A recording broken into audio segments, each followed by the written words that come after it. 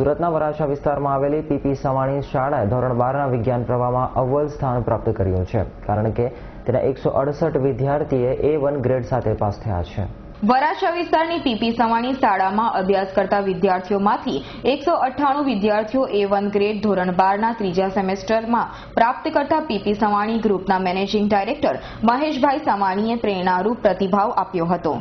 નહીં, અમારે રિઝલ્ટ તો દર વખતે પીપી સવાણી ગ્રુપનું જ્યારથી પીપી સવાણી સ્કૂલની જ્યારથી રચના થઈ છે, જ્યારથી સ્થાપના છે, ત્યારે બોર્ડમાં અવ્વલ નંબર લગભગ આપણે સુરતની જે ટોપ 10 નંબરો હોય એમાં આપણા બાળકો હોય જ છે. અને આશરે અમારી પીપી સવાણીની આખા જે સ્કૂલના જે સ્ટાફ છે અને તેમની મહેનતને આભારી હોય છે. અને અમે વધારે રિઝલ્ટમાં માનતા હોઈએ છીએ. વધારે ફી ભરવાથી વધારે સારી સ્કૂલ હોય એવું નથી કહેવાતું, પણ વધારે ગ્રુપથી અને શિક્ષક અને બાળક અને વાલી ત્રણેયનો જો સમન્વય થાય તો અવશ્ય રિઝલ્ટ મળે. અને એ જ અમારી પીપી સવાણીની તમામ બ્રાન્ચમાં થતું હોય છે. આજથી 20 વર્ષ પહેલા એવું કહેવાતું મહેશભાઈ કે વરાછાનો વિદ્યાર્થી બહુ ભણે નહીં, હીરા બેસવાનું હોય એટલે 8-10 કે કોલેજનું પહેલું વર્ષ કરી મૂક્યું. પણ છેલ્લા 20 વર્ષમાં સિદ્ધિ જોઈએ વરાછાની, તો બોર્ડમાં જ્યાં સુધી નંબર અપાતા હતા ત્યાં સુધી નંબર પણ આવ્યા અને હાલના સમયમાં પણ A ગ્રેડ A1 ગ્રેડ ખાસા વિદ્યાર્થીઓને આવે છે. તો આ પરિવર્તન શાને લીધે આવી શક્યું તે આપ જણાવશો? નહીં, સુરતમાં જ્યારે વરાછા રોડ ઉપર પહેલાં એવું કહેવાતું કે એક જ સ્કૂલ હતી, સાધના વિદ્યાભવન, અને સુરતને શિક્ષણની ભૂખ પીપી સવાણી ગ્રુપે ઊભી કરી. ત્યારબાદ ઘણી બધી શાળાઓ થઈ અને આજે સુરત એક શિક્ષણ નગરી તરીકે જાણીતી થઈ ગઈ છે.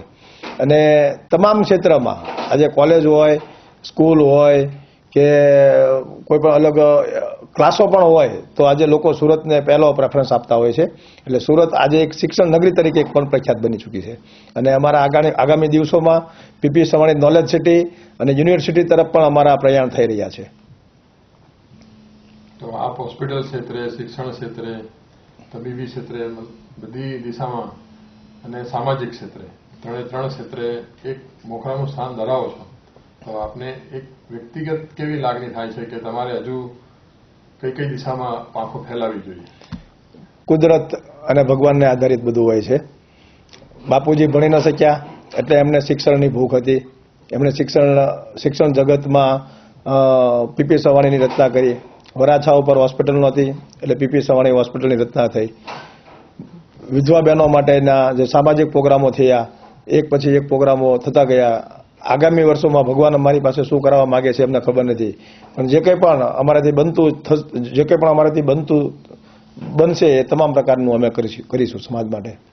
પીપી સવાણી ગ્રુપ માત્ર શિક્ષણ જ નહીં, તબીબી સેવાઓ જ નહીં, પરંતુ સમાજ સેવાના ક્ષેત્રે પણ અગ્રેસર રહ્યું છે, જેમાં વિધવા આશ્રમ, અનાથ કન્યાઓનો વિવાહ, HIV થી પીડિત બાળકોની માવજત, વૃદ્ધાશ્રમ જેવી બાબતોનો સમાવેશ થાય છે.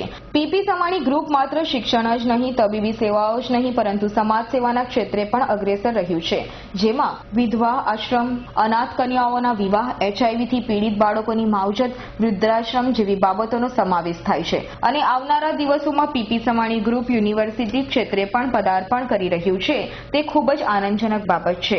સુરતની જનતાઓને એટલું જ કહેવા માંગુ છું કે 31st કરીને ખોટા ખર્ચાઓ ન કરે, ખોટા ડીજે કે ખોટા પાર્ટીઓમાં પ્રોગ્રામોમાં ન કરવા, અને એની જગ્યાએ કોક જેની પાસે 2 ટક ખાવાનું નથી હોતું અને કોઈ જેની આંખમાં આંસુ હોય એના આંસુ પણ લૂછી શકાય, તો એવો કોઈ પ્રોગ્રામ બધા બનાવો અને 31સ્ટની ઉજવણી કરો.